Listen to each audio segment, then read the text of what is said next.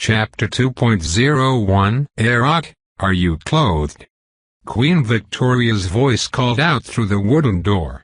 Erok rapped his knuckles out twice on a wide, darkly stained dresser. The reverberations rang out and covered the sound of the door being opened as Victoria walked in, Lady Turpin only 2 steps behind her. The room they had found him was a diplomat suite, long since abandoned. A wide bed that looked much too soft with diaphanous peach curtains. Furniture littered the room, all of it old wood stained so dark it bordered on black. Clothing had been left in the dresser, rich green velvets and maroons with gold and silver piping that was several sizes too small. His armor had been dismantled and put on an armor stand they had dragged across the palace. He had spent an hour cleaning it and then an armorer had come and whisked it away just to return it a few hours later with apologies. It was mildly repaired.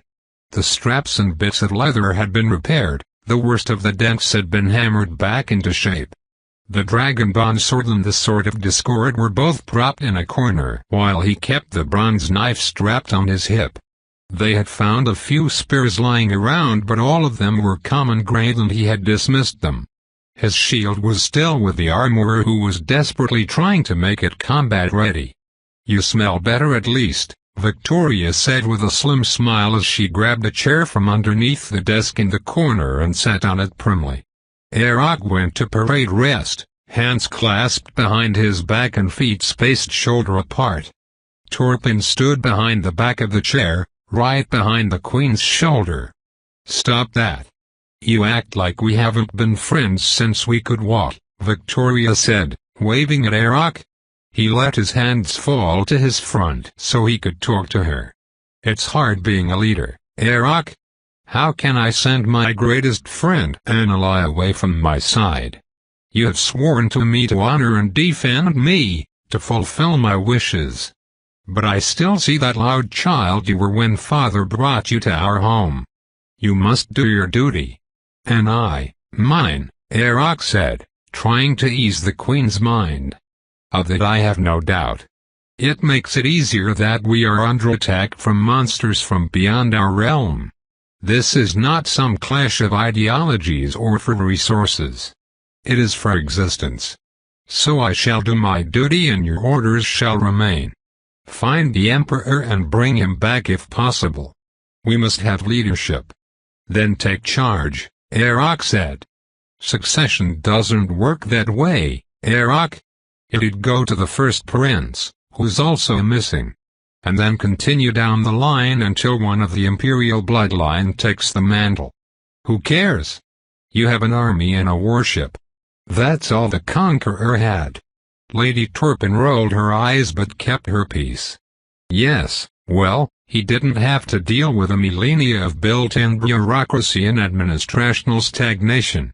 Blood wards protect most of the secure facilities, wards I can't bypass.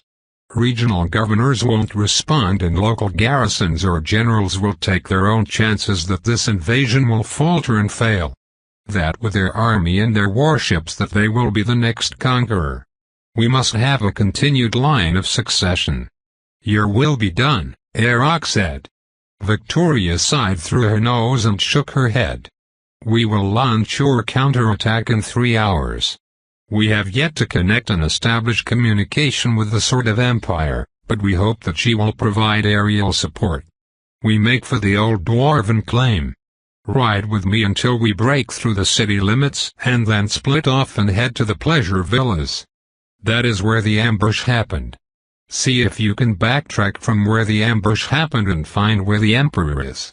"My duty is my honor," Erok said. Victoria took a deep breath and let it out slowly. "Clara, close the door, please." Lady Turpin spun on her heel and closed the door. The moment the wood shuttered close, Clara relaxed. Her rigid spin easing just a bit as Victoria let her shoulder slump completely, the veneer of royalty evaporating like mist before the sun. "By the gods, Erok! What a disaster! I want my pipe," Victoria said as she stood up. She stretched her back out, hands on hip as her chin pointed upward. Pump slithered out from under the thick blankets of the bed and stretched out, claws extending to dig at the blankets. "Arak, you have a fucking dragon," Victoria said, shaking her head and laughing incredulously. "I'm a spirit of intellect that has taken the shape of a dragon." "I'm not a true dragon," Pump clarified as he curled up into a ball, long white whiskers flowing over his arms. "Oh, forgive me," Victoria said with sarcasm thick and rich in her voice. "I can see where Arak gets his sense of humor," Pump growled. "Arak, tell me, is this not what nightmares are crafted of?" Victoria groused. She flopped onto the bed and groaned, showing her age of only 24. "Arak says that this is a tragedy of monumental size. But he is enjoying the fights," Pump said. Arak was busy grabbing a crystal decanter and pouring a few fingers of amber liquor into 2 decanters and handing them to Clara and Victoria. Victoria sat upright to sip hers while Clara slugged hers back without hesitation, walking steadily over to pour herself another one. "Of course he is. You should have seen him as a child," Clara finally spoke with a laugh. "I have minor access to some of his memories," Pump said. Both girls burst into laughter as they looked at each other. "Did you see the first time he hunted across the ice floes?" Clara said, hunched over as she chortled. "It was a successful hunt," Arak defended himself. "You went hunting for ice drakes. You came home with a fish," Victoria said loudly between shoulder-shaking laughs. "A victory is a victory. I was only 8. Too small to hunt drake," Arak said as he leaned against a dresser. "What was a child doing hunting by himself?" Pump asked, raising one of his snowy white eyebrows. "He was mad at my father and ran away. Father wouldn't let him start training with his guards, so Arak decided to show him he was an adult through the old ways." "A successful hunt of an ice drake," Victoria explained. "So your father raised him?" Pump asked, genuinely curious. "Father did not raise children. He trained people. Whether they be diplomats, soldiers, generals, spies, or wives. Father made weapons to further his goals and the goals of the northern ice caps. He is Lord of the Ice for a reason," Victoria said bitterly. Arak looked at the mirror in the far corner. He had moved it when he had first entered the room, shoving it to the side so he didn't have to see himself. He remembered what the Lord of the Ice had done to him. What Arak had suffered in his service. Arak looked at himself for the first time in days. The width of his shoulders was broader than they had been. He was trim, what little fat he had carried burned away to leave nothing left but rippling muscle. Even the baggy clothes they had found him couldn't disguise his size. He looked further up and met his own eyes. Dark blue like the ocean depths, they could appear black to those who didn't look closely. His face was shiny and stiff scar tissue, his lips burned away, the hair follicle destroyed. It was only through the greatest of reconstructive surgery that his face held some semblance of shape, his cheeks having been remade with lightweight dwarven aluminum. Victoria looked at him like she always did. No pity, just traces of sadness and guilt. It was for her he had suffered. It was the reason her father had bought him. To be a guardian who could never be swayed, never be corrupted, and would never waver.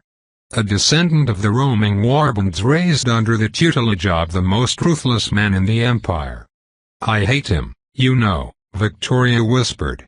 Arak looked at her and let her continue talking. "The world is ending and I'm a queen and all I can think about is that I hate him.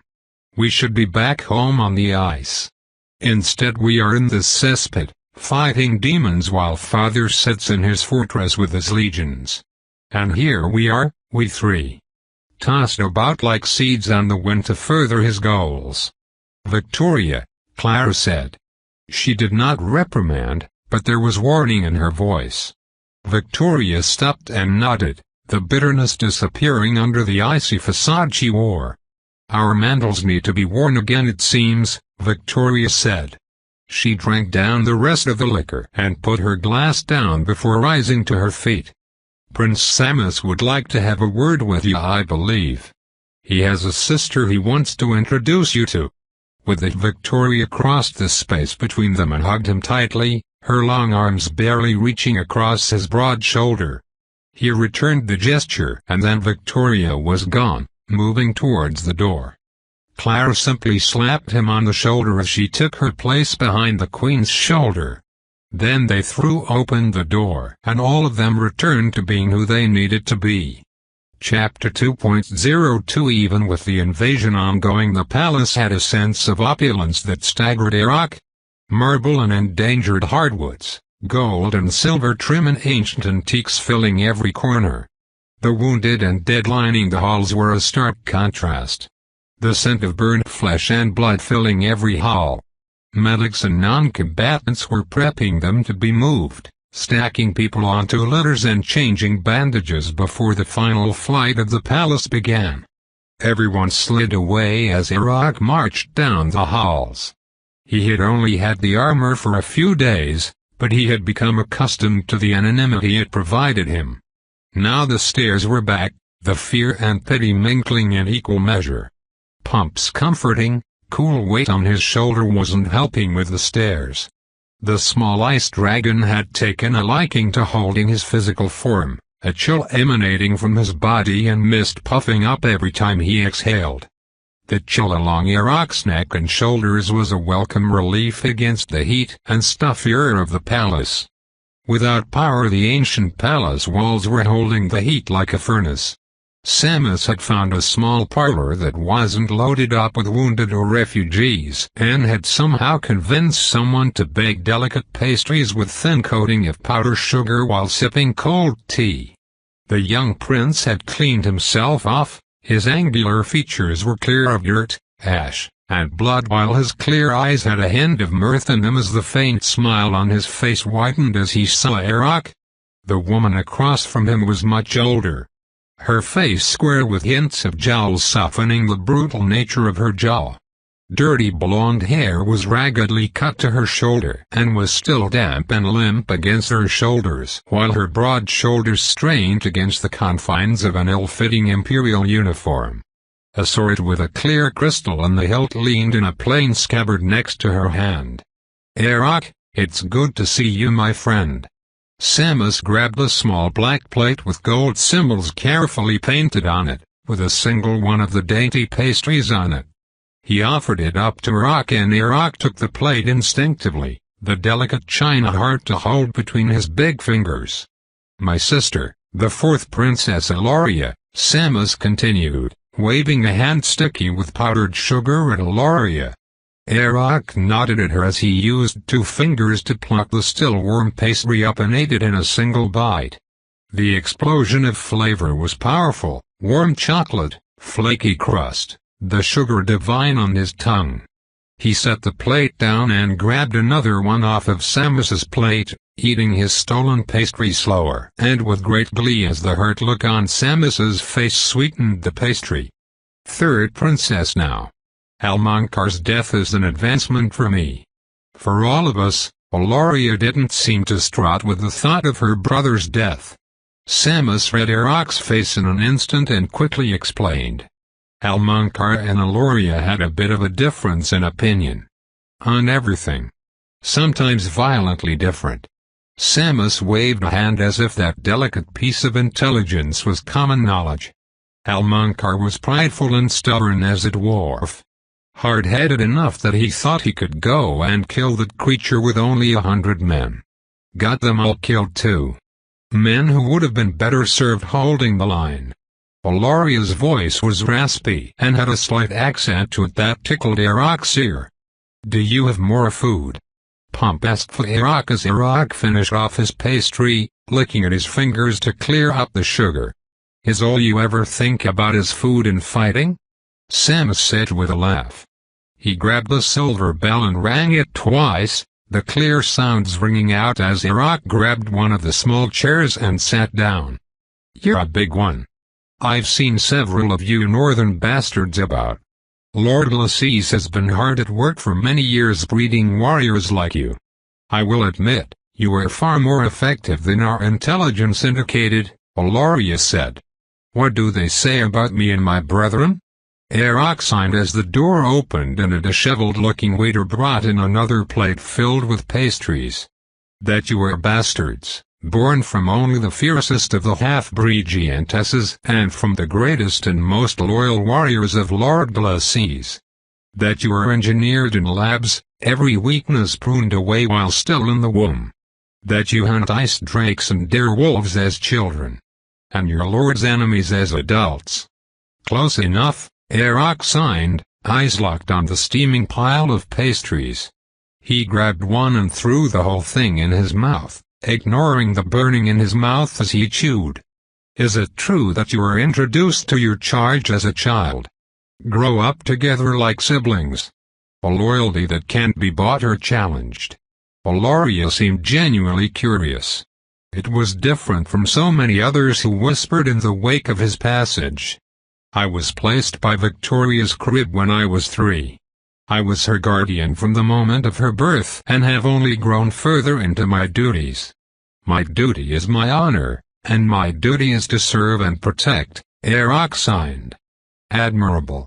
Whatever Lord Glacis has done up there has produced some of the greatest warriors I've ever seen. Even the old guard, the Warkifs of the glacier fields, fell to the demons. Yet, here you are. Cleansing the city with steel and vengeance. Father should have invested more in Lord Glacis' processes. A few of your kind attached to some of the younger siblings. But then it would be troubling when the purges would begin. Maybe it's better to keep them vulnerable, Eloria pondered, tapping her finger softly against her chin. You must forgive Eloria, Arak. She's a monster wrapped in the flesh of a human being. All she thinks of is the throne and how many siblings she'd have to kill to take it, Samus said, chuckling without humor. His eyes were flat as he looked at the older woman. Eloria gave a flat smile back at him and wolfed down a pastry. The moment Father stepped down, the bleeding would begin. I know for the fact that El-Munkar planned to kill me himself. Bragged about it quite frequently when he was drinking with his closest allies. Samus here is soft by comparison, his twin is actually loved by him. All of us are killers just waiting for the Emperor to die so we can have a chance. Eloria ate another of her pastries and then leaned back, fingers laced over her stomach. Anyways, Arak, I wanted you to meet Eloria since she will be leading the assault out of the palace walls. She was requesting you to join her in the attack to break through the perimeter. I will do as my queen orders me to, but I have no objection to being the point of the spear, Arak said. Magnificent, Eloria whispered, her eyes clouded over in though. Yes, these are. Arak another. Samus said, picking up the rapidly diminished plate of pastries and offering one to him. Arak's stomach rumbled and he took the entire plate as Pomp snorted a cool breath across his neck. Chapter 2.03 The palace was solemn, a heavy weight draped across it as slowly a set of pipes wailed a death dirge. The death of the capital, of their world, the fall of an empire. It stretched out, haunting the halls, the courtyards, and even in the throne room where generations of emperors had sat. Arak straightened, the dark of the dawn brightening as the sun began its ascent. His armor gleamed, polished and hammered free of dents, and he had the oversized dragon bond sword on his shoulder as he stood at ease as the remnants of the band played. Hundreds clustered behind him, holding their makeshift weapons, nervous sweat dripping down their faces as they stared at the damaged gates. Teams were standing by, ready to throw them open at a moment's notice. Behind the rank-and-file soldiers were the civilians, with a thin row of soldiers on the outside of the long column. Near the rear of the snaking column would be Victoria and Samus, the two of them agreeing to form the rearguard. When Arak had found her and asked if it was appropriate to lead the charge with Eloria, Victoria had laughed for a few minutes while in the privacy of her rooms. Arak, there is no other place for you than crushing my foes beneath your boots. Cut us a path open and the rest of my guard will keep me safe, Victoria had said, still wheezing at his question. Now Arak stood and waited for the princess to arrive as the pipes continued to wail. A drum beat once, deep and solemn and powerful enough to reverberate through his bones. Then again and again, faster and faster as more lighter drums took place.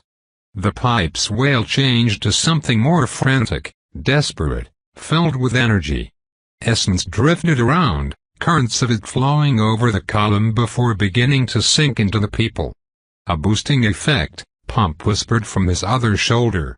Arak could feel the energy of it, the desire to move and march. A clash of cymbals and the music changed again, wrathful as horns blew and the cymbals rang out. This was a song of vengeance, of men mortally wounded who still struck back.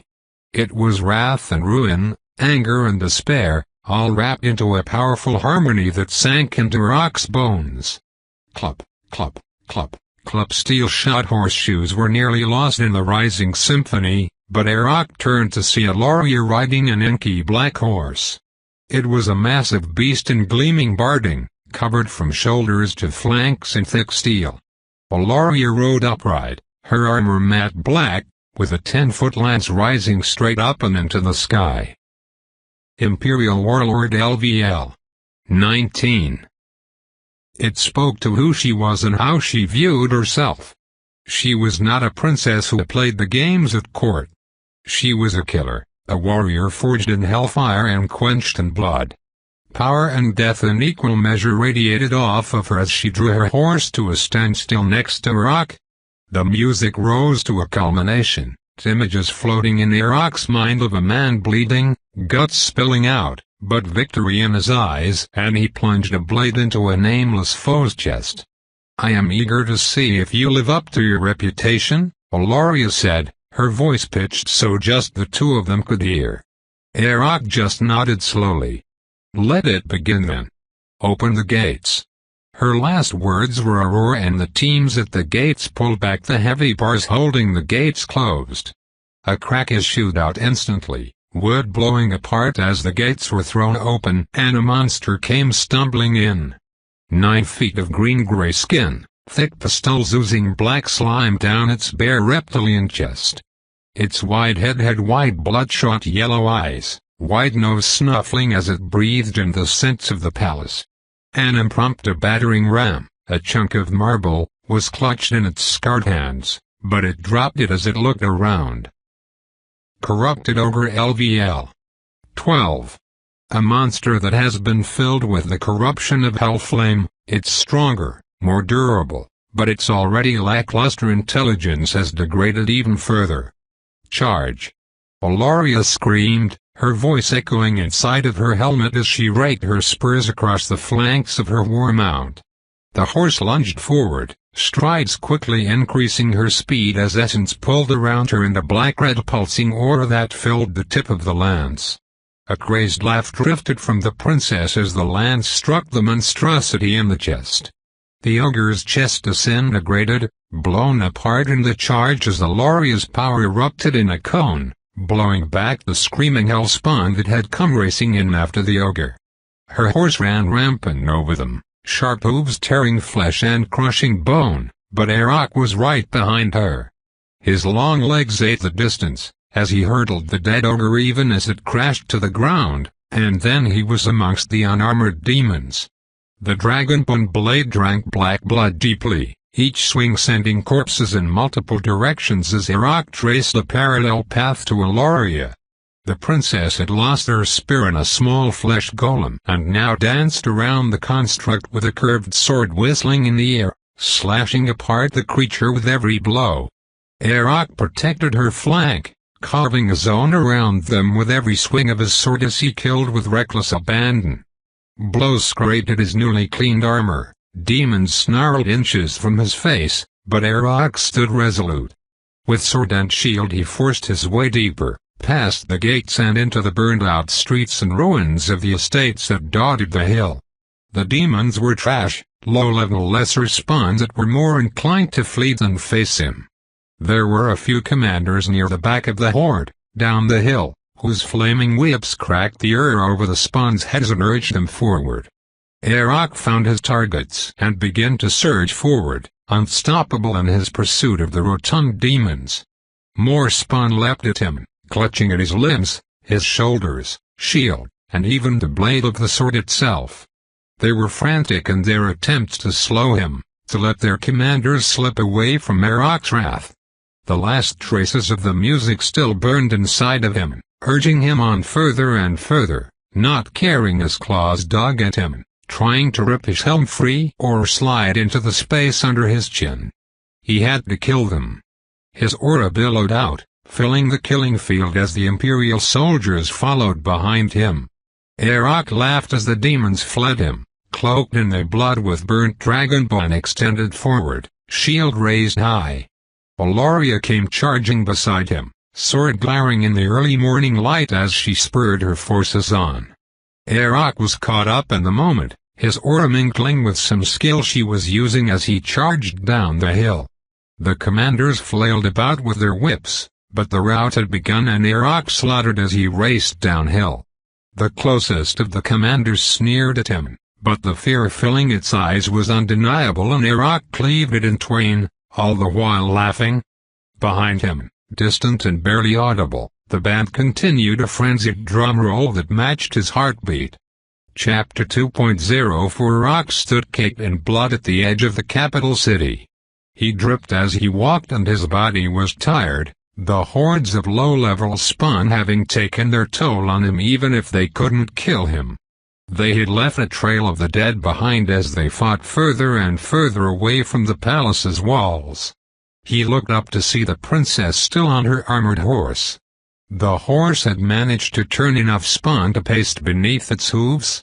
He was sure the animal had gained levels. It looked thicker around the shoulders and it still pranced about with energy even after hours of heavy fighting and numerous blows that had dented its armor. Its rider still sat ramrod straight with her blade on her shoulder as she looked out and across the countryside. The Imperial City was asprawl here on the edges. The tight, towering confines of stone and steel of the inner city, with its broad boulevards or narrow side streets fading away as one got closer to the edge. Here there were smaller homes, built for single families, on large plots with gardens and lawns for playing. Most of the homes were ash now. The flower beds ripped apart and the lawns turned to bare dirt. Half-moldering corpses lay about, some demons but mostly human. Past these suburbs though the city disappeared, only the ribbon of stone connecting the countryside and the city. Further away, on a gentle sloping hill surrounded by verdant grass and a copse of trees, was the first of the estates that the nobility kept. Victoria said, "You look to search for my father out there," Aloria said as the rest of the survivors marched out of the city. They had gained in levels, those who had survived. The relentless fighting had assured them of that, but they were much fewer in number now. Even the incessant band had finally fallen silent as their losses had crippled their abilities. Pomp crawled up his leg and then settled on his shoulders looking over at the princess. The normally crystal blue dragon was sooty and blood-stained, his white mustache black with dried blood. The essence Pomp had harvested had helped Arak in leveling a few times, thus he allowed the dragon to use him like a ladder. "The queen has instructed me so," Pomp said for him. "Will you be taking my younger brother?" Aloria asked. Arak prickled at that as Samus's words came back to him. The princess was a killer at heart and all her siblings were rivals. "Yes," Pomp said after Arak cautiously told him it was all right. "Take care of him. He is not as bad as my other siblings and is no threat to my ambitions." His sister on the other hand, Aloria paused as she looked up to see the Sword of Empire slowly trailing after them. The massive ship had been silent as the fighting had continued up and down the streets and boulevards, but she was no longer trailing fire and smoke from her wounds. Illyria is the type to fight for something she wants. I don't think she wants the throne, Arak said via pump. She does like a good fight and a better tumble. Ruling a nation isn't her idea of a good time. Ilaria paused and tapped her chin as if thinking. If you see any of my remaining elder siblings, you could rid the world of their uselessness. Father is needed though, so I shall wish you the best of luck in your search. With that, she spurred her horse onwards down the road and closer to the abandoned dwarven claim. Arak stood to the side waiting for Victoria and Samus to arrive. The long string of survivors were much battered, their eyes sunken in and glum as they marched on further down the road. They were exhausted and still had far to travel while the day was only halfway through. Arak looked at his influx of notifications and opened them while he waited. Arak Bloodsworn LVL 26. Strength 65. Vigor 40. Durability 40. Perception 22. Processing 21. You're beginning to outpace the extent of your mental capabilities again, Arak, Pump warned him as he lay curled around in an exhausted heap on Arak's neck. Arak grunted back at his bond and then looked over the extent of his new skills. Shield Bash. Aura of Movement. Ice Breath Bond. Ice Talons Bond. Arak looked at his bond who was looking up at the sky and putting on the appearance of innocence. Arak continued to stare at him before the little dragon finally looked at him. You can't use essence for a damn and I can. I'm a literal storage battery of essence for you. Might as well have some ranged attacks that can do some damage instead of you running over to try to stab them all the time, Pump said, huffing in annoyance as he curled tighter to Arak's shoulders. Arak couldn't deny the dragon that. Ice Breath Bond. Your bond produces an icy breath in a cone. Leveling will affect the range and width of the cone.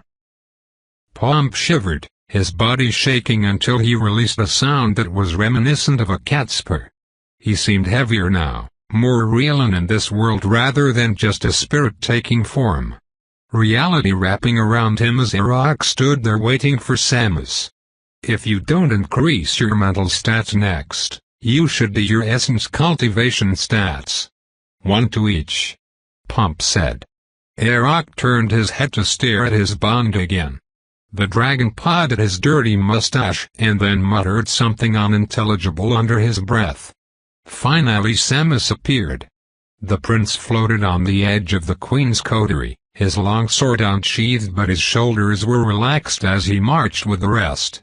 Arak stirred when he saw that Victoria now had a large dent in her breastplate, but she waved him down the moment he started toward her. Relax, Arak. I am fine. Got sloppy and I paid the price. Fortunately it wasn't permanent. Where were your guards? They were also occupied. We had a last-minute surge against their guard. The young prince was quite helpful in holding it at bay. Has a few more skills than I thought he would, Victoria said as she tugged her helmet off. Her guards clustered around her and she went to one knee in the huddle, now invisible from enemy snipers or stray bolts as she talked to Arak. We will have to separate here unfortunately. I have no guard to spare you, Arak, but I have faith you will find evidence of where the Emperor has gone. If you cannot retrieve him, retreat back to the Dwarven claim and we will regroup. Hopefully by then we will have established a secure base and begun to rebuild. Rebuild? Pump blurted out before Arak could think the same thing. The rift is closed now. I know from scouts that the world has changed, but most of the threat is gone, no? Mitigated, but not gone. I am mostly spirit, but I can see the swirls and eddies of essence. There are other portals, none as large as the one in the capital, but they are still there. More demons and monsters are flooding the planet. We have merely survived the first wave of them, my queen, Pump said. Then the first steps need to be taken for a subjugation of the world.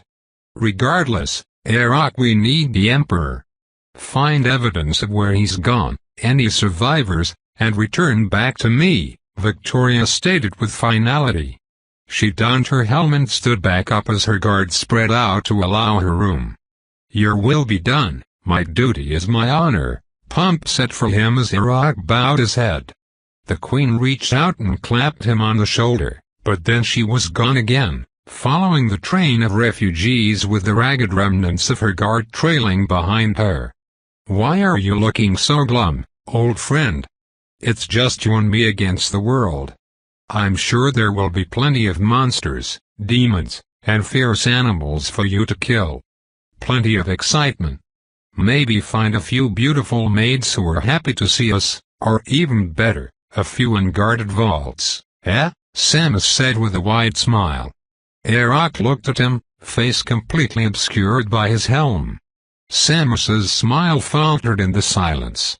"Worst-case scenario, these rich bastards always have the best larders," Samus said with a shrug. Iraq could find optimism in that. Chapter 2.05 The rich bastards did have the best larders. Iraq was chewing on some overripe fruit as they walked through the Emperor's pleasure estate. The wide doors had been broken open, exotic wood laying in splinters on top of luxury rugs imported from the Easter reaches. Marble statues involved in lewd acts decorated the halls, tapestries of deviancy decorated the walls, and the chandeliers had red lights glowing from them. A stench remained under the incense braziers burning in the corners. Iraq tried not to look at all the stained sheets and manacles that dangled around from hooks on the walls. The fact that Victoria was supposed to marry the man who not only built this monstrosity but frequented it was distressing. "Iraq, where are you?" Samus called out, his voice bouncing off the vaulted ceilings. Iraq hit a wood-paneled wall hard, the sound of cracking wood giving his position away. He finished off the fist-sized fruit, tossing the core off to the side as he continued to walk the halls. Iraq paused to look at a statue of a pair of coiled figures wrapped around each other, of the draconic tail that one of them sported. That the dragons had long been rumored to have attached to the imperial house was no secret, but seeing how it was flaunted here in the privacy of a pleasure villa where only the Emperor and his closest confidants and concubines would see was distressing. Dragons were the messengers of the gods. Partly divine and not to be so disgraced like this. Iraq thought back to what he had seen in the sewers and now here in the imperial house. He hit the statue and shattered it into pieces, the little bits of marble scattering around him. Samus came up the hall. He had a pair of bulging bags strapped to his back along with a jewel-encrusted sword on his waist to complement his other blade. He was eating a thick bar of chocolate, as he swaggered toward Iraq. Pump came behind him, a crown somehow finding its way to the dragon's skull. "Dislike the artwork that much?" he asked. Iraq just shook his head and the prince shrugged and changed the subject. "Did you find something to eat?" Samus asked around his bar of chocolate. "Yes, did you find any clues to the disappearance of the Emperor?" Iraq signed to them. Samus and Pump both froze there, the two having guilty looks on their faces. "Nothing surefire," Samus said. Pump scaled up Iraq's leg and rested on his shoulder as he looked over at the prince. The prince was occupied with looting the Emperor's personal vault, Pump said. Iraq looked at him and then at the crown he had on his skull. Pump pretended not to notice his gaze. "There was his journal here," Samus said, reaching with his free hand into a pocket and pulling out a small leather journal. In it, the Emperor wrote repeatedly about leaving his guards as frequently as possible and going to a small villa he had some miles away. He did not say what they did there, but referenced it repeatedly. Villa Draconis. The Dragon House? Iraq signed, questioningly. "Yes. Which, from what you told me about what you discovered in the underground, makes me think that the experiments you found weren't isolated events," Samus said, pocketing the journal. "Where is it?" "A day's walk from here." Maybe less now that we are stronger than we used to be, Samus said with a shrug. You'll have to leave your pillage here, you won't be able to keep up with me with all of that, Arok said. I can keep up with my loot, worry not about me, Samus smiled as he spoke, his teeth dark with chocolate. The sword? A family heirloom. My mother's family, not my father's. When the first of the Accords was reached, the King of the Green Boughs had this blade forged and encrusted the royal jewels, and then handed it over along with his daughters to the Conqueror. It only seems right that as the Imperial throne no longer can protect what it served, that the jewels and the blade return home, Samus said, his clean hand straying to touch the hilt of the sword. Arok took the moment to look at the blade and inspect what it said. He would never take it from his friend, but he couldn't help but be interested in what it was. Ceremonial Blade of the Greenboughs. Legendary. Those in possession of this blade have the ability to seal pacts with Essence, regardless of skills or titles. Improve our base stats by 5. There's a hidden perk to the blade, Pump whispered to Arok. You'd have to increase your mental stats and Essence cultivation to pierce it though. Or strengthen me to the point I can break through the obscuring veil over it. Likely it's possible that Samus sees what it is, since he's of the correct bloodline. Samus's words were so silent that even the prince's delicate hearing didn't alert him to their conversation. Or at least Samus didn't give any indication that he had heard them speaking. Were there any other weapons? Arok asked. None that I could see. At least not that aren't purely ceremonial.